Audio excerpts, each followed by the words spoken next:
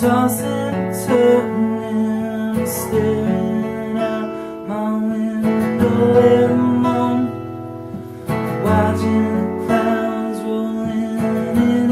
It's gone, I'll stop pouring.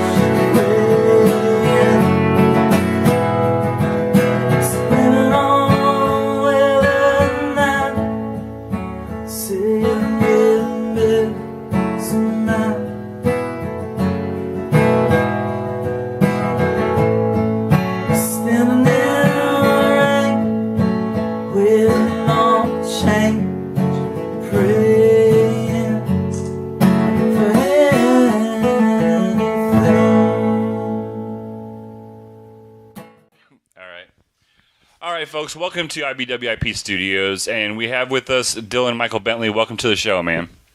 Thanks for having me. Rainy night before Halloween, but you got here safe.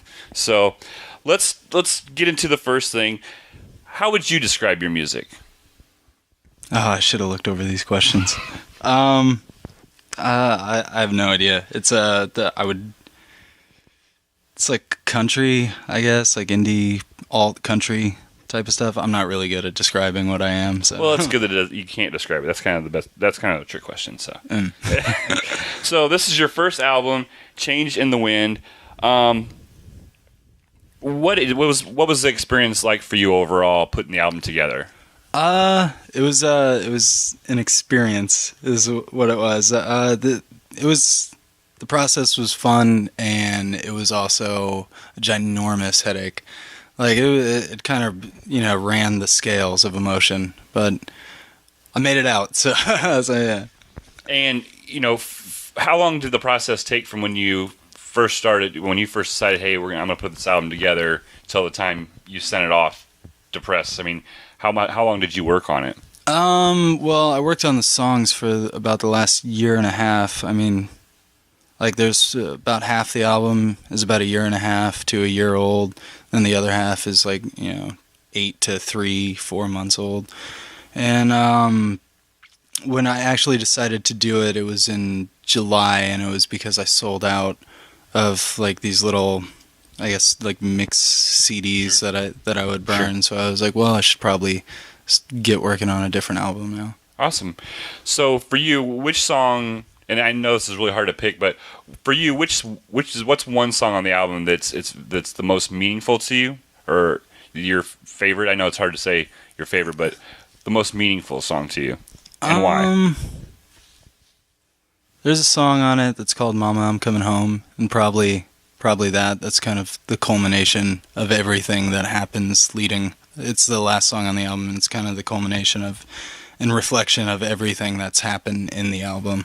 So that song's pretty meaningful because I wrote it when I was in a place where I was doing a lot of bad things to a lot of people who didn't deserve it, and I just wanted to go home and hug my mom because that's what happened. So the album kind of it tells a story for you personally, kind of tells a story of different events and stuff that happened in your life. Yeah, definitely. Did you find that it was kind of like cleansing? I mean, like when you get it out, you're writing the songs and you're playing them, but when you put them all together in a package, did you kind of get a feeling of, I don't necessarily mean satisfaction, but you have the whole compilation together. It's like that whole time of your life, and right, yeah, it's together. Like a snapshot of my life, and now I can move on. Yeah, there's definitely that feeling. So, let's see, what are some other ones? I can edit that thing, guy. How was it working with the Three Stooges? Right, yeah. So who are some of your musical influences? Like, who are some of the people that really have inspired you to be a writer and a guitar player? Woody Guthrie, Bruce Springsteen, Steve Earle, Bob Dylan, Warren Zevon, just people, my dad's music, essentially.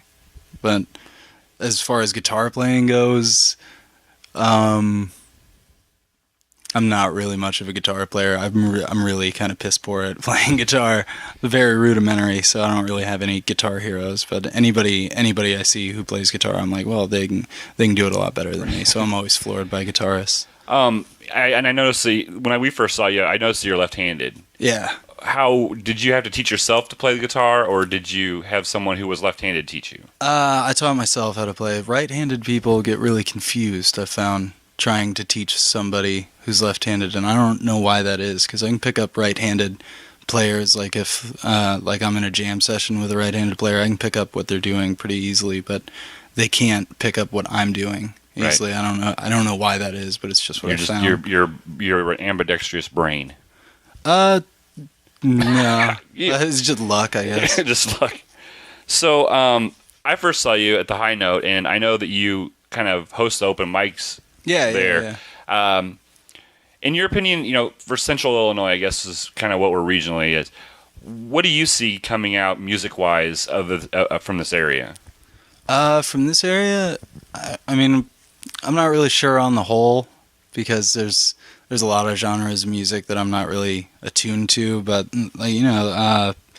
Pekin has like a lot of great acts that come over to open mic every week, and over 45 miles east in Bloomington, you got Chicago Farmer and Ed Anderson and Chris Corkery. It's like a very good wellspring of singer-songwriters. Awesome. And do you get inspired by those open mics because there's a lot of different people playing? Does it kind of inspire you? Definitely. I love. That's one of the reasons that I keep coming back to do it, is because I get to meet so many people who are different than me, and in my opinion better than me, and I get to look at it and learn from it, and I get to listen to awesome music. Awesome.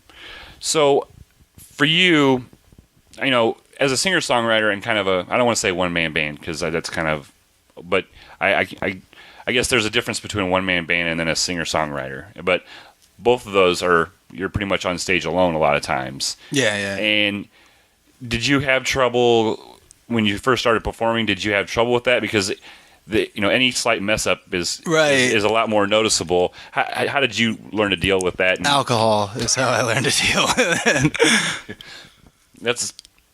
you just got up there and Oh, yeah, that's how this all started. Was I was drunk one night at an open mic, and I was like, "Hey, I played guitar when I was like 14. I'll go home, get my guitar, and give it a try." And then that's what I did for almost a year. And then I was like, you know what? This drinking so much beforehand, during, and after I play is probably affecting this in a negative way, and it's affecting my life in Sure. a very negative way. So I should probably stop. And since I stopped, I like to think that I've gotten better performing. Sure.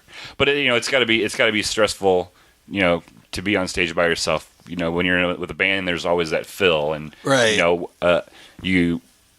You fret a chord wrong or something, it's not as noticeable. Right. So- Well, no, I never feel like pressured or anything before a show or when I'm playing. I just sometimes if I'm struggling, I'll just pretend that I'm just at home in my room playing. What's your kind of process for writing songs? I've met a lot of people over the years, and I'm always interested to know what their process is. I mean, are you the type that you sit with the guitar and work it out that way, or you constantly have a notebook with you and you write lyrics, then you go back, or what's the process you normally use? It varies. It's always different. I mean, I don't think there should be any set standard for songwriting, and sometimes I'll just lately it's mostly when I'm driving, I'll come up with a lyric in my head, and then if it's good, I'll just remember it, and if it's not, then I'll forget it. It's a process of elimination in your own brain. Yeah, pretty much. So, how do you measure success as an artist? So you can have a good show and you can have a lot of people clap, but like with a CD or just within your own writing, what makes something successful for you?